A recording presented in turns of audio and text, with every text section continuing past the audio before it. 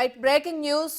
Hero Allu Arjun కి పోలీసులు మరో షాక్ ఇవ్వబోతున్నారు. మధ్యంతర బెయిల్ రద్దు చేయాలని కోరుతూ నేడు హైకోర్టులో తెలంగాణ పోలీసులు పిటిషన్ వేయనున్నారు. కేసు విచారణలో ఉండగా అల్లు అర్జున్ మీడియా సమావేశం పెట్టడంపై పోలీసులు సీరియస్ గా ఉన్నారు. ఇక ప్రస్తుతం అల్లు అర్జున్ బెయిల్ పై ఉన్నారు. హైకోర్టు 4 వారాల వరకు బెయిల్ ఇచ్చింది.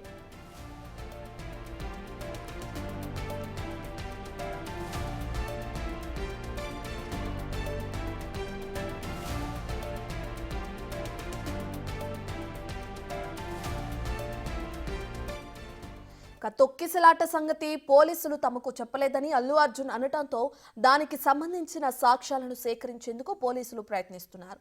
ఘటనకు ముందు ఏం జరిగింది అనే దానిపై 10 నిమిషాల వీడియోను నిన్న హైదరాబాద్ సిపి సివి ఆనంద్ జనం ముందుకు తెచ్చారు. కేసు ఇప్పుడు దర్యాప్తు స్టేజ్లో ఉంది కనుక మేము ఎక్కువ దీని గురించి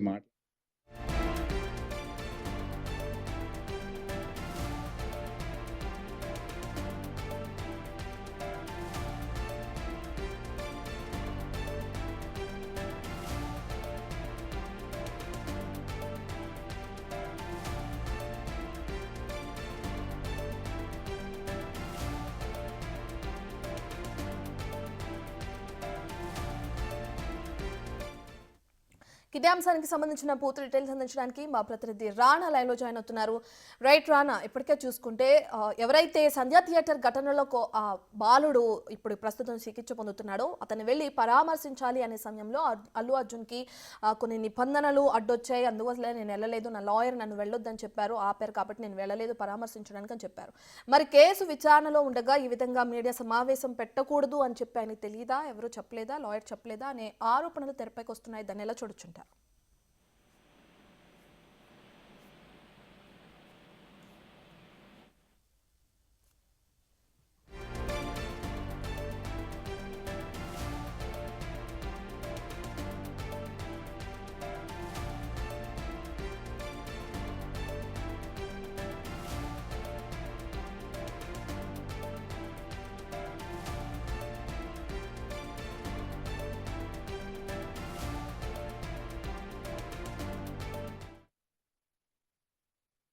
డీటెయిల్స్ అందించడానికి అందుబాటులో ఉన్నారు. రైట్ రానా, ఇప్పటికే చూసుకుంటే కేసు విచారణలో ఉన్న సమయంలో ఈ విధంగా మీడియా సమావేశం పెట్టకూడదని అల్లు అర్జున్కి తెలియదా? అంటే మొన్న హాస్పిటల్ ఎవరైతే బాలుడు చికిత్స పొందుతున్నాడో అతన్ని వెళ్ళి పరామర్శించడానికి కొన్ని లీగల్గా వెళ్తున్నాం, మేము వెళ్ళకూడదు అని చెప్పారు నన్ను లాయర్, అందుకే వెళ్ళలేదు అన్నారు. మరి విచారణలో ఉండగా ఈ విధంగా ప్రెస్ మీట్ పెట్టకూడదని ఆయనకి తెలియదా, ఆయన లాయర్ చెప్పలేదా? దీన్ని ఎలా చూడొచ్చుంటారు? ఆల్రెడీ ఆయన బెయిల్ మీద ఉన్నాడు. బెయిల్ మీద ఉన్నప్పుడు జరిగిపోయినటువంటి అంశం ఆల్రెడీ వాళ్ళు బాధితులుగా ఉన్నారు. బాధితులకు సంబంధించిన వ్యవహారంలో ఆయన ఎక్కడ కూడా మాట్లాడకూడదు. కోర్టు వ్యవహారంలో ఉన్నటువంటి ఈ కేసు గురించి ఎక్కడా కూడా ఒక్క మాట కూడా ఆయన మాట్లాడి ఉండకూడదు. కాకపోతే ఆ రోజు సభలో ముఖ్యమంత్రి చెప్పినటువంటి వర్షన్ వేరు, తర్వాత ఆయనకు అర్థమయ్యి ఆయన చెప్పినటువంటి వర్షన్ వేరు అల్లు అర్జున్. ఎందుకంటే పూర్తిగా అక్కడ నాకు అసలు పోలీసులు నాకు చెప్పడం లేదు, నా దగ్గరికే రాలేదు, ఆ చచ్చిపోయినటువంటి విషయం నాకు తెలిసి నేను వెంటనే వెళ్ళి చూసేటోను కదా, తర్వాత నాకు ఎప్పుడో మరుసటి తెలిసింది అనేది కూడా ఆయన చెప్తున్న వర్షను.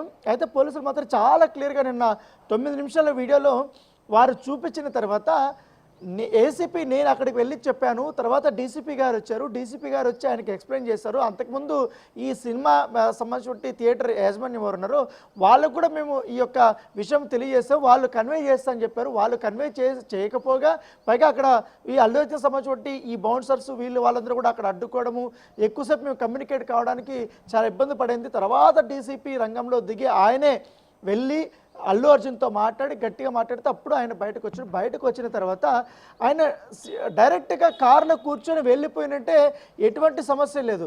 మళ్ళీ తర్వాత ఆయన అభిమానులు ఉద్దేశిస్తూ ఆయన వేవ్ చేసుకుంటూ అతను విక్టరీ సింబల్ చూపించుకుంటూ అటు నుంచి వెళ్ళడం. అంతకుముందు జరిగినట్టు ఘోరం ఎలాంటిది?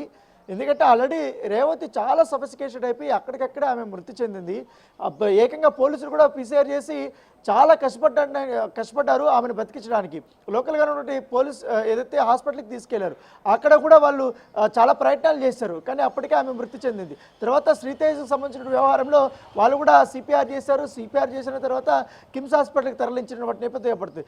ఇవంతా వ్యవహారం అంతా అయిపోయిన తర్వాత మళ్ళీ తర్వాత వీళ్ళకందరికీ చెప్పారు ఈ సమయంలో మృతి చెందింది అనేది కూడా వాళ్ళ హస్బెండ్కి పోలీసులు ఇన్ఫర్మేషన్ ఇచ్చిన నేపథ్యం ఇప్పుడు ఇంత గందరగోళానికి కారణము, ఇంత పరిస్థితికి తీసుకురావడం, అక్కడ లా అండ్ ఆర్డర్ అంతా కూడా పూర్తిగా విఫలమవడానికి కారణము అల్లు అర్జున్ చేసినటువంటి ఆ ర్యాలీ వల్ల. ఎందుకంటే అప్పటి వరకు కేవలం 100 మంది మాత్రమే అభిమానులు ఉన్నారు, ఒక్కసారిగా వేలాది మంది వచ్చేసారు అక్కడికి. ఆ వేలాది మందిని అక్కడ ఉన్నటువంటి కేవలం సీటింగు 700 మంది కూడా 700 కూడా ఉండదు దాదాపు. సో అక్కడ టికెట్ ఉన్నవాడు లేనివాడు అందరూ దూరేశారు, ఎందుకంటే బికాస్ ఆయన చూడడానికి. సో అక్కడ ఆల్రెడీ పర్మిషన్ డినే చేసినప్పుడు ఆ విషయం థియేటర్ యాజమాన్యం ఆయనకు చెప్పలేదా, వాళ్ళు చెప్పలేదు, వాళ్ళు చూసుకోవాలి ఇంటర్నల్. కనీసం వాళ్ళు మాట్లాడుకోకుండా, కనీసం వాళ్ళకి ఇంటిమేషన్ చేసుకోకుండా డైరెక్ట్గా వచ్చేయడం వల్ల ఆబ్వియస్గా పోలీసులు వారు చెల్లినటువంటి అంశంలో ఆయన వచ్చేప్పుడు రూట్ క్లియరెన్స్ చేస్తున్నారు. అక్కడ అంత పెద్ద తోపులాట జరుగుతున్నా కూడా వాళ్ళని చాలా వరకు కంట్రోల్ చేయడానికి ప్రయత్నించారు, ఎందుకంటే అప్పుడు కేవలం కొంతమంది మాత్రమే పోలీసులు ఉన్నారు. వీళ్ళు ఇంకా అదనపు భద్రత కానీ కోరి అంటే ఖచ్చితంగా ఎక్కువ మంది వచ్చారు. అప్పటికప్పుడు చిక్కడపల్లి సిఐ అదనపు భద్రతను కూడా తీసుకొని వచ్చి అప్పుడు పరిస్థితిని అదుపులోకి తీసుకొచ్చే పరిస్థితి. రాత్రితో దాదాపు 100 మంది పోలీసులు ఉదయం 8 గంటల వరకు కూడా వాళ్ళు అక్కడే వెయిట్ చేస్తారు, మళ్ళీ తర్వాత ఏమన్నా ఇలాంటి తొక్కసలాట జరుగుతుంది. సో ఇంత గందరగోళం వంటి వాతావరణాన్ని సృష్టించడానికి ప్రధాన కారణం అల్లు అర్జున్. సో ఇదే అంశాన్ని వాళ్ళు చెప్తున్నారు. మొన్న ముఖ్యమంత్రి కూడా సభలో కూడా ఇదే అంశం చెప్పారు. దాంతోపాటు సినీ ప్రముఖులందరూ కూడా ఆయన పరామర్శించారు, కానీ ఆడ కుటుంబం బాధపడింది, ఒక మహిళ మృతి చెందింది, ఆ కన్న తల్లి చనిపోయిందన్న విషయం కూడా శ్రీచేత తెలియదు, అతను కూడా కోమాలో ఉన్నాడు, ఆయన్ని ఒక్కరు కూడా చూడరా అనేది ఆయన క్వశ్చన్ చేస్తే అల్లు అర్జున్ మాత్రం నా క్యారెక్టర్ అసోసియేషన్ చేస్తున్నారు, నా మీద అసత్యాల ప్రచారం చేస్తున్నారు, నేను అలాంటిని కాదు, నేను చాలా మంచోని, సినిమా ఇంత హిట్ అయినా కూడా నేను ఇంటి దగ్గర కూర్చున్నాను, ఎటువంటి సెలబ్రేషన్ చేసుకోలేదు, నేను వాళ్ళ కుటుంబం గురించే నేను ఆలోచిస్తున్నాను అనే ధోరణిలో కూడా ఆయన మాట్లాడడం. దాంతోపాటు ఆయన ఆ రోజు మాట్లాడిన బట్టి ఆ ఒక్క మొత్తం ఎంటైర్ ప్రెస్ మీట్లో యాటిట్యూడ్ అనేది కనపడింది అనేసి కూడా చాలామంది విమర్శలు చేశారు. అయితే అన్నీ తెలిసే అల్లు అర్జున్ కామ్గా ఉన్నాడు, వెళ్ళిపోయాడు అనేది కూడా ఇప్పటికే ఒక నివేదిక వచ్చింది. కాబట్టి ఇప్పటికే పోలీసులు కూడా అనేక రకాలైన వీడియోలు కానీ అవన్నీ కూడా కోర్టులో కూడా సబ్మిట్ చేస్తున్నారు. దాంతోపాటు ఆయనకు సంబంధించిన ఇప్పుడు బెయిల్ మీద ఉన్నారు కాబట్టి ఆ బెయిల్ని కూడా రద్దు చేయాలనేది కూడా ఇప్పుడు పోలీసులు పిటిషన్ వేయబోతున్నట్టుగా మనకు సమాచారం అవుతుంది. ఎందుకంటే 4 వారాల పాటు కూడా హైకోర్టు ఆయనకి ఎగ్జంప్షన్ ఇచ్చింది కాబట్టి ఇప్పుడు ఆయన రిమాండ్ విధించిన తర్వాత బెయిల్ తీసుకున్నారు. బెయిల్ తీసుకున్న తర్వాత ఆయన మీద కేసు ఉన్నట్టే. సో ఆయన బెయిల్ మీద తిరుగుతున్నప్పుడు ఈ వ్యవహారాల గురించి మాట్లాడకుండా ఉంటే బాగుండేది అనేది కూడా చాలామంది అభిప్రాయపడుతున్నారు. తొందరపడి ఆయన మాట్లాడేశారనేది కూడా చెప్తున్నారు. Right, thank you Rana.